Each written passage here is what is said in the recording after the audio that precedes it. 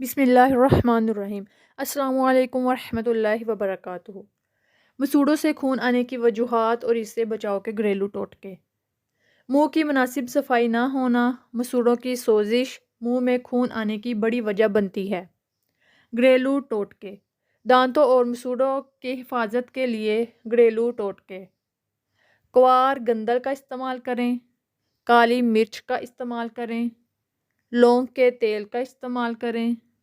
ग़िज़ा में फल और सब्जियों का इस्तेमाल करें। पानी में नमक मिलाकर गरारे करना। बाकायदगी से ब्रश का करना। जैतून के तेल का इस्तेमाल करें। बेकिंग सोडा से ब्रश करें। रोगन पुदीना का इस्तेमाल करें और लहसुन का इस्तेमाल करें।